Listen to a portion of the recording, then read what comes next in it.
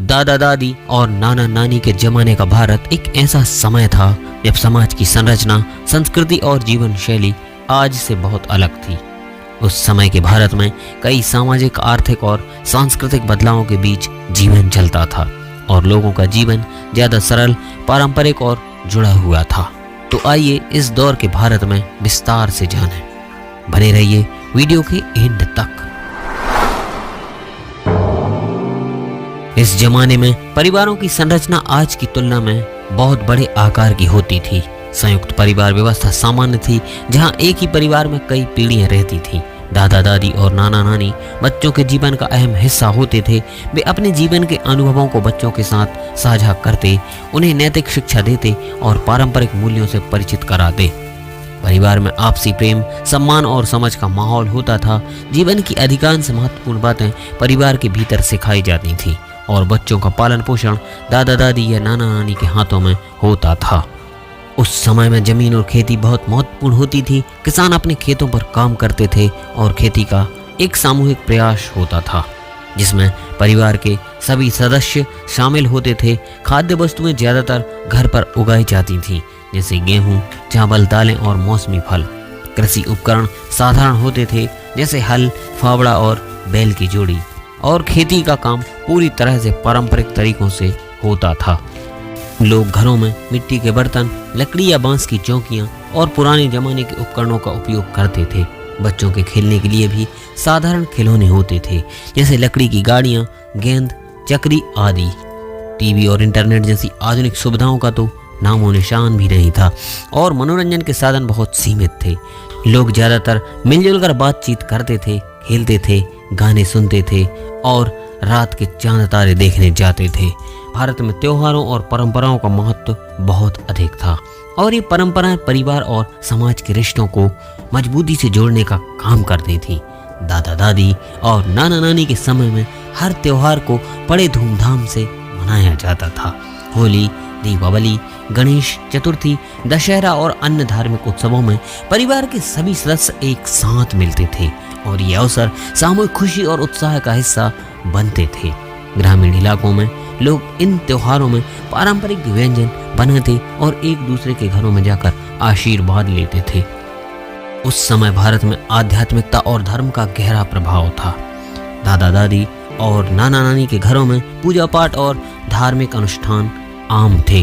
घर के बड़े बुजुर्ग बच्चों को धार्मिक कहानियां सुनाते, जैसे रामायण, महाभारत और पंचतंत्र की कथाएं।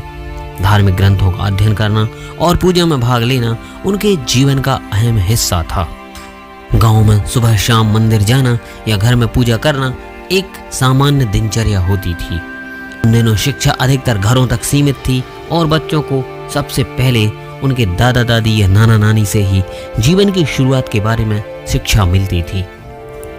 गुरुकुलों और स्कूलों की व्यवस्था बहुत कम जगहों पर थी और शिक्षा का स्तर आज की तुलना में साधारण था।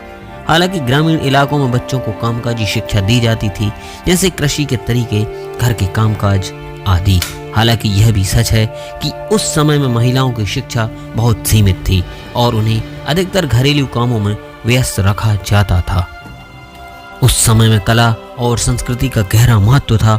लोकगीतों, कथाओं और नृत्य रूपों का समाज में विशेष स्थान था।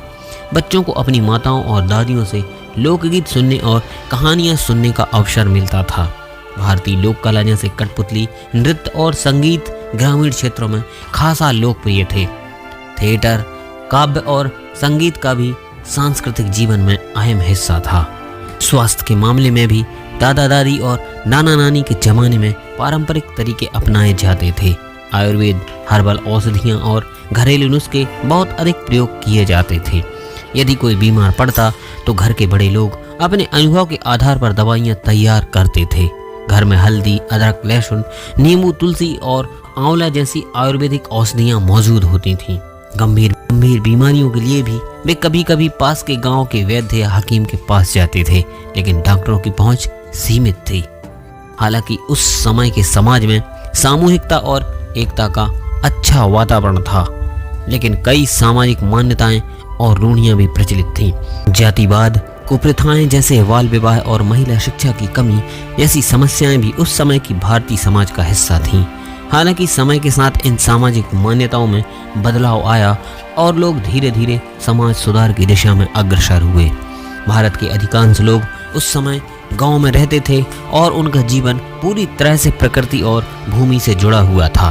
दादा दादी और नाना नानी के समय में गांव का माहौल बहुत शांत और प्राकृतिक था। लोग खेतीबाड़ी, पशुपालन और घरेलू कामों में व्यस्त रहते थे।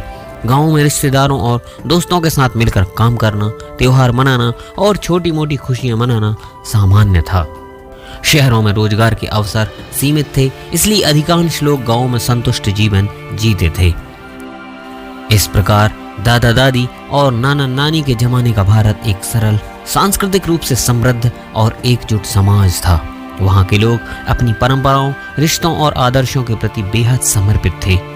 हालांकि एक समय के साथ भारत में कई बदलाव आए, लेकिन उस समय की जीवन शैली और संस्कृति आज भी हमारे दिलों में एक खास जगह बनाए हुए है। दोस्तों, आज के वीडियो में बस इतना ही। जय हिंद।